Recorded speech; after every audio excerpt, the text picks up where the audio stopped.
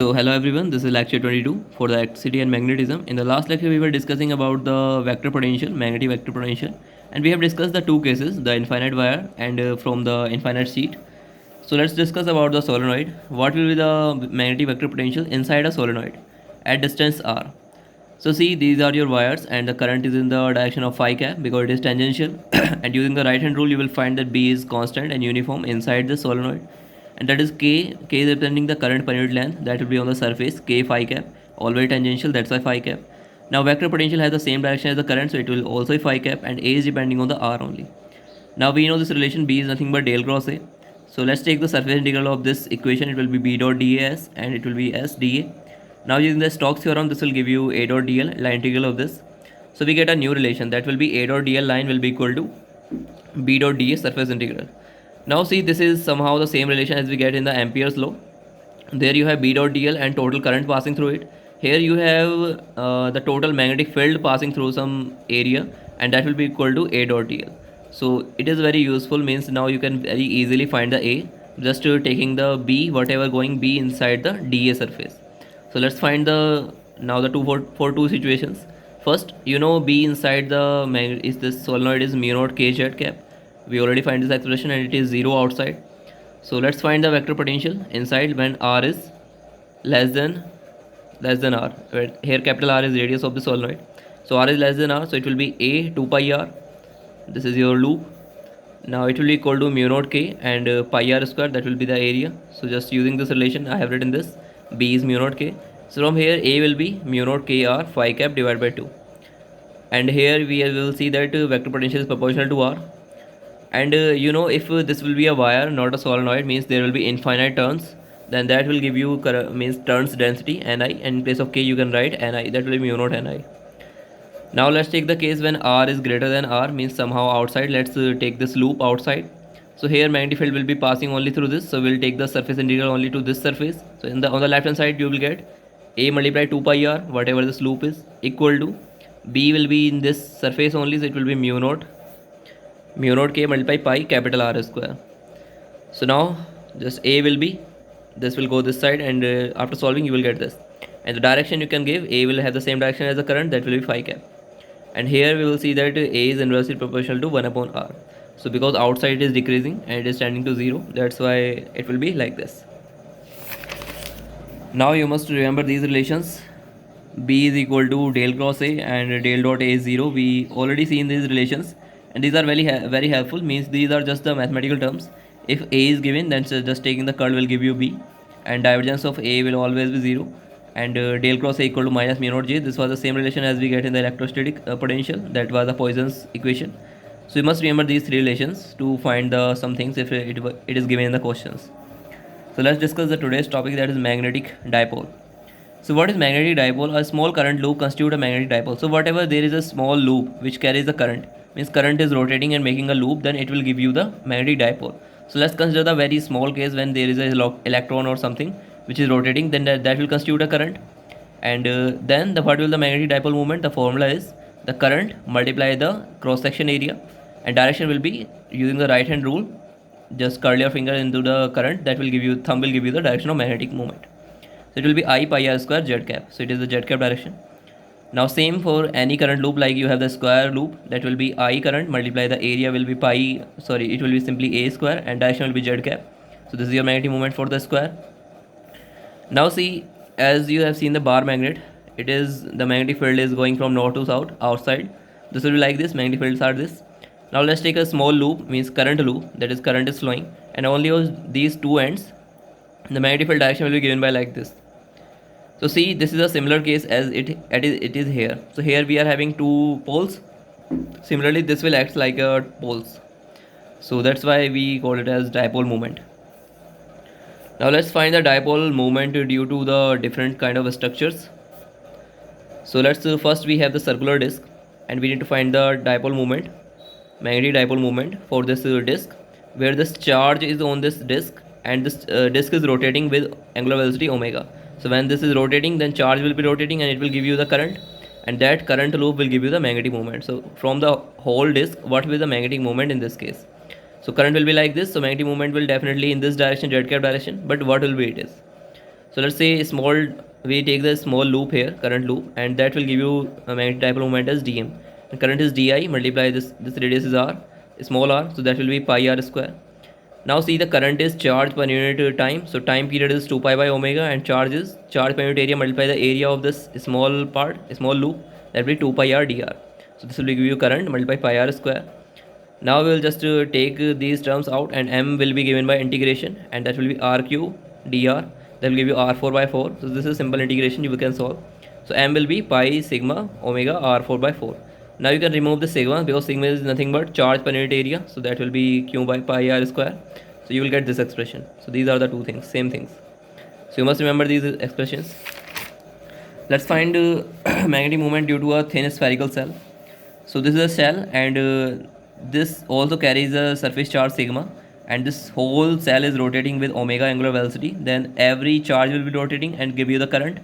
So let's say we have a small element here, surface element, and that will be rotating like this. So that will also constitute the current, and that current will give you the magnetic dipole moment. And same like this, there is whole surface will give you the current and the magnetic moment. So what will be that magnetic dipole moment? So let's find for this small surface first. So dm will be current carried by this, that will be di, multiply the area will be pi, and this radius is r, that will be r sin theta, this radius, so it will be pi r square. Now di is equal to, what is di? That will be charge per unit time. So charge is charge per unit area multiply the area. So area element for the cell is nothing but, we'll use the spherical coordinate system, that will be r square sin theta d theta d phi divided by the time period 2 pi by omega. Now this will give you just a simple calculation we will do. So di will be sigma omega 2 pi r square sin theta d theta. Here this d phi is, this is phi, then phi is going from 0 to 2 pi, so we will integrate d phi to 2 pi. So that's how you will get 2 pi here. And now dm is nothing but di multiply this. So di is this, let's multiply this with the pi r sin theta square, you will get this expression. Now we just need to integrate for theta, means theta is going from 0 to pi, so that will be the complete integration. So that will give you 4 by 3, and m will be 4 upon 3 pi sigma omega r4 z cap. So in place of sigma you can write charge per unit area is 4 pi r square, capital R square, so that will be this. So this will be your magnetic moment due to a spherical cell. Now let's find the magnetic dipole moment due to a solid cylinder. Now this is a solid cylinder, then we can take a small volume element, and this carries the charge as rho, that is volume charge density, and this whole cylinder is moving like this, rotating with angular velocity omega. So that means charge will also be rotating, that will give you the current loops. So let's consider a small volume element which is rotating like this, so that will give you the current loop, so that will give you the magnetic dipole moment. So let's calculate the small and then integrate. So dm will be di due to this in this current loop, and into pi r square, this is your r, small r, that will be pi r square. Now what is the current here? Now again this will be the charge divided by time periods. Charge is sigma multiply the d tau, that is volume element, divided by 2 pi omega, will give you time period, multiply pi r square. Now see, this volume element in the cylindrical coordinates is nothing but r dr d phi dz, and rho divided by 2 pi omega multiply the pi r square. Now here all are changing, means this r is changing from 0 to capital R, this z is changing from 0 to L, and your phi is changing from 0 to 2 pi.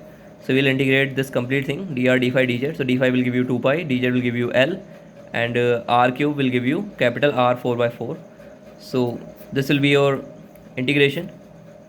Now the m will be, so you can solve this, you will get m this, and the direction will be z cap obviously. So in place of say rho, you can write charge per unit volume, that will be pi r square L, the volume will be pi r square L for the cylinder. This will be your magnetic moment for this. Now let's consider the third case, that is solid sphere. Now you have a solid sphere, and this is carrying the charge density is rho, and again there will be a small volume element that will be rotating. So this whole surface is rotating, so it will constitute the current elements or the current loops. So let's first find for the small volume element, and then we will integrate.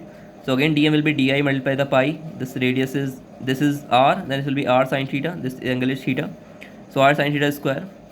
Now di is again charge divided by the time period. So charge is rho multiply the volume. So in the spherical polar coordinates, volume element is given by r square sin theta dr d phi d theta. So this is rho multiply this divided by 2 pi by omega, this is time period, multiply this pi r square sin square theta. Now to find the complete magnetic dipole moment, you just need to integrate. See, theta is changing 0 to pi, phi is changing 0 to 2 pi, and r is changing 0 to capital R. So just we'll integrate this. D phi will give you 2 pi, and dr will give you r 5 by 5, and this d theta will be sine theta cube theta d theta will give you 4 by 3. So this will be, you can solve that sine 3 theta, use the identity for sine 3 theta, that is 3 sine theta minus 4 sine cube theta. So this will be this, and now m will be, after solving this you will get this. In place of rho you can write charge per unit volume, that is 4 upon 3 pi capital R cube. So this will be your expression for the magnetic dipole moment for a solid sphere. Now there is one more thing. What will be the magnetic field due to a dipole? Okay, a dipole, magnetic dipole, what will be the magnetic field at any point r, means which is at r distance, and point p. So you must remember this expression for the magnetic vector potential and the magnetic field due to the dipole. So vector potential will be given by, due to the dipole will be mu naught by 4 pi m sine theta r square phi cap. So A, this is your m, so current will be in the phi cap direction, so A will also be in the phi cap direction, that's why you get this expression, and this will be this. So you must remember this expression. Now we can write it in the vector, means in the coordinate free form, that will be m cross r square, because m cross r is in this direction, m is in this direction, the cross product will give you the phi, so that's why you can write this in this form also, and it will be m sine theta. So must remember this formula, very important. And magnetic field due to the dipole will be given by the del cross A, we know this formula, so just take the curl of A, whatever you will get, and that will give you your magnetic field. So after solving this we will get this expression, and it is same like you have for the electrostatic means electric field due to a electric dipole, we have get the same expression. So here also analogy suits well. So this will be this. In the coordinate free form you can, so in the coordinate free form it can be written in this way, mu naught by 4 pi r cube 3 m dot r cap minus m. Now there is one more thing, that is magnetic dipole in the external field. What happens if the magnetic dipole in the external field? So if the field is uniform, then net force will be 0 on the, so F net will be 0, but there will be a torque that will be m cross b.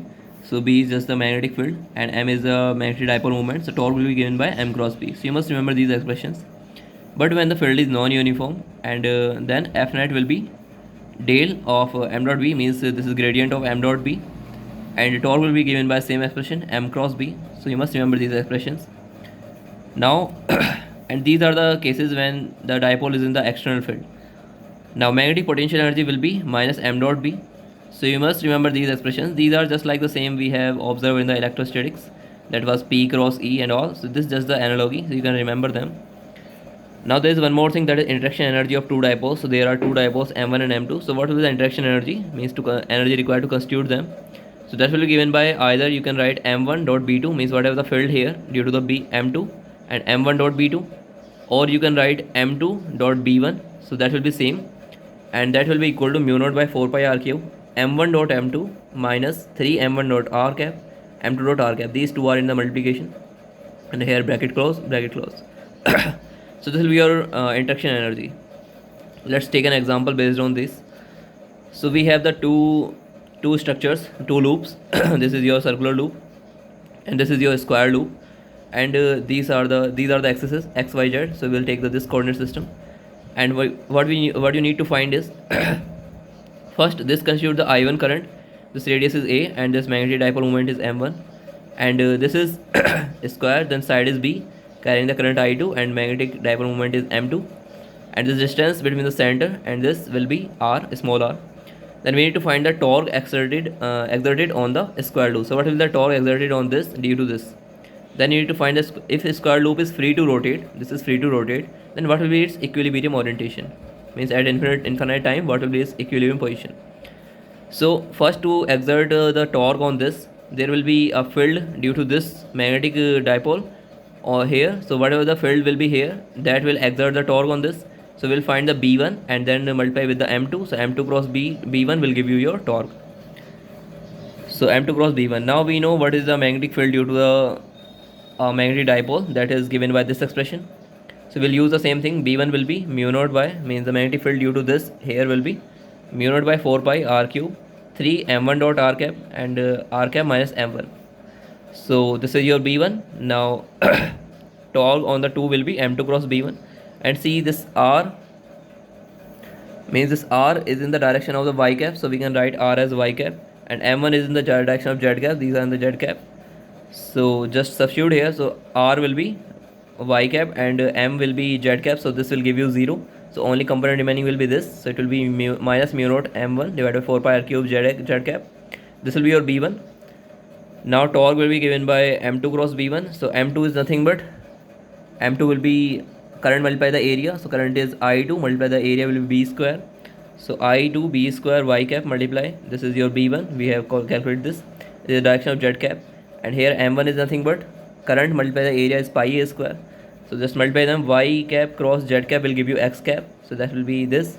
And minus sign is also there. That will be minus. Now this is your torque and it is in the minus x cap direction. Okay. Now the second part is if it is free to rotate, then it will orient itself in the direction where torque is 0. So torque will become 0 when m is parallel to b. So that's why m will rotate to b and b is given by in the minus x cap direction. So the square loop will orient itself to the minus z cap direction. Sorry, it is not minus x, it is minus z. So b1 is in the minus z cap direction. That's why the loop will orient itself in the minus z cap direction. So that's it for today. Thank you everyone.